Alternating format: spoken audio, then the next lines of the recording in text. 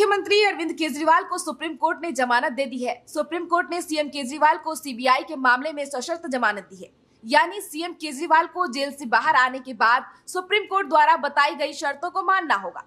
आपको बता दें कि पिछली दफा कोर्ट ने इस मामले में अपना फैसला सुरक्षित रख लिया था।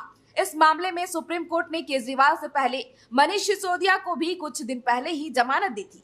मनीष सिसोदिया की जेल से बाहर आने के बाद टीआरएस नेता के कविता भी जमानत पर जेल से बाहर आ चुकी है। अगर सीबीआई केजरीवाल को गिरफ्तार नहीं करती तो वह जुलाई में ही जेल से बाहर आ जाते।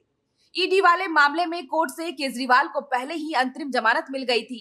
अब सीबीआई वाले मामले में भी जमानत मिलने के बाद केजरीवाल 5 महीने बाद जेल से रिहा हो जाएंगे।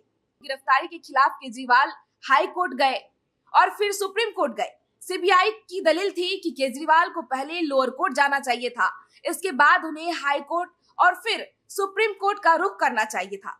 लेकिन सुप्रीम कोर्ट ने ईडी की दलील को नहीं माना। सुप्रीम कोर्ट ने सीबीआई वाले मामले में केजरीवाल को जमानत तो जरूर दे दी है, लेकिन इसके साथ ही उन पर शर्तें भी लगाई गई है। कोर्ट ने कहा कि ईडी मामले में मिले अंतरिम जमानत पर लागू शर्तें इस मामले में भी लागू रहेंगी। पहली शर्त है कि फाइल साइन नहीं कर पाएंगे। कोर्ट ने केजरीवाल से कहा कि जमानत अवधि के दौरान वह शराब नीति मामले में टिप्पणियां नहीं करेंगे। उनसे जमानत में सहयोग भी करने को कहा गया है। सुप्रीम कोर्ट ने केजरीवाल से कहा कि वह बतौर सीएम दफ्तर नहीं जा सकते हैं। इसके साथ ही वह किसी भी फाइल पर साइन नहीं कर पाएंगे। दूसरी शर्त है कि हरियाणा में प्रचार कर पाएंगे। सीबीआई मामले में सुप्रीम कोर्ट से राहत मिलने के बाद केजरीवाल भले ही दफ्तर नहीं जा पाएंगे, लेकिन हरियाणा चुनाव में वह प्रचार कर पाएंगे।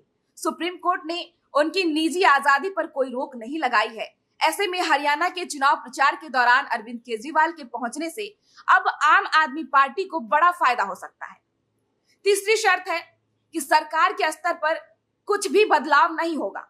दिल्ली सरकार के कामकाज की बात करें तो केजरीवाल के बाहर से उसमें कुछ खास बदलाव देखने को नहीं मिलेगा। सुप्रीम कोर्ट ने बतौर सीएम उन पर पाबंदी बरकरार रखी है। दिल्ली में मेयर के चुनाव की फाइल का मामला अटका हुआ है। चुनाव अभी भी अधर में है। केजरीवाल जेल से बाहर आने के बाद भी इस फाइल पर साइन नहीं कर पाएंगे। अब चौथी शर्त है कि मंत्रियों को नियुक्त नहीं करा पाएंगे।